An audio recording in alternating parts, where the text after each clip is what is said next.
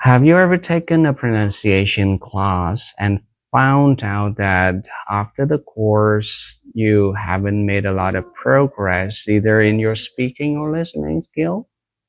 If the answer is yes, then you're not alone. In a lot of pronunciation courses in the world, teachers focuses mainly on segmentals rather than suprasegmentals. In other words, they focus more on the sounds, the IPA, rather than the more important aspects of pronunciation like word stress, rhythm, intonation, connected speech, thought group, so on and so forth. The irony is, according to a lot of research, a bundle of them, teaching segmentals only, teaching individual sounds or the IPA only doesn't help students a lot in improving their intelligibility. On the other hand, teaching suprasegmentals helps students a lot in improving the clarity of the speech. They become a lot easier to understand to native speakers. So it is always a better idea if you only have a choice to learn pronunciation, to learn suprasegmental rather than segmentals. But if that is the case, why are teachers around the world not teaching suprasegmentals? Why don't they teach on the rhythm intonation level of the speech rather than the sounds level? According to the research, again, because they don't know how to. The majority of the teachers around the world lack the training, the knowledge to teach suprasegmentals. They don't know how to do that. They don't know how to assess the students' fluency and rhythm and nature of the speech. They simply don't know how to do that. And therefore, I think that is a big, I feel so sorry for that, for the students around the world.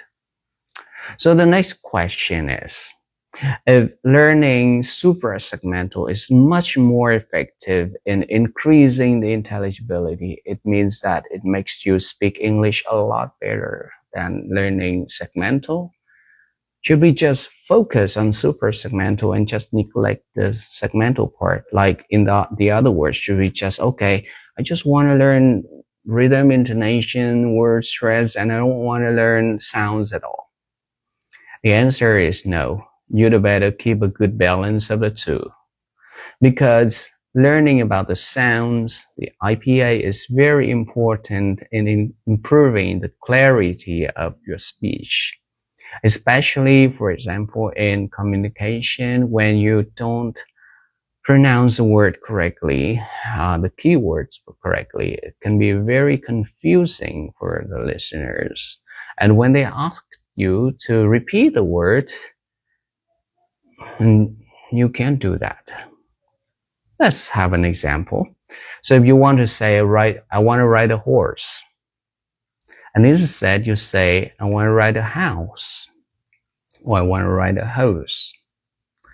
And your listeners think, okay, you said you want to ride a house. You ride a house like in a fairy tale, and he is confused. And he asks, I'm sorry, what you say? You just say you want to ride something. You said, and then you repeat, I want to ride a house.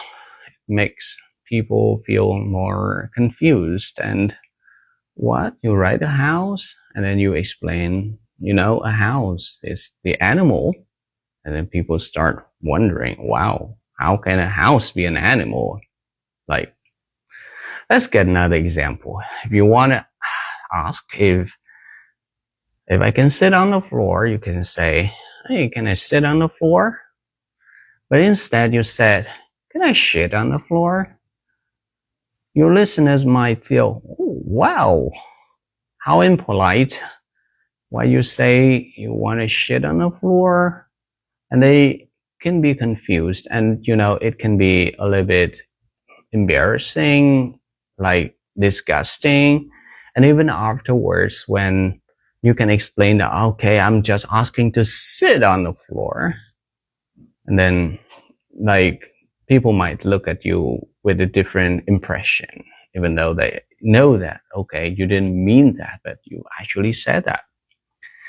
So segmentals and suprasegmentals should be balanced. You learn the sounds, and then you learn the word stress, rhythm, intonation. But like you should be able to learn both in a pronunciation course.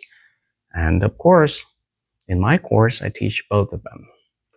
So if you want to know more about pronunciation, just click follow me, and I'm gonna speak a little bit about pronunciation each day.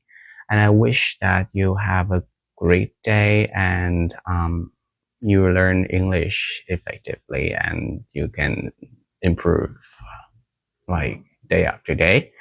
Thanks for watching, and goodbye.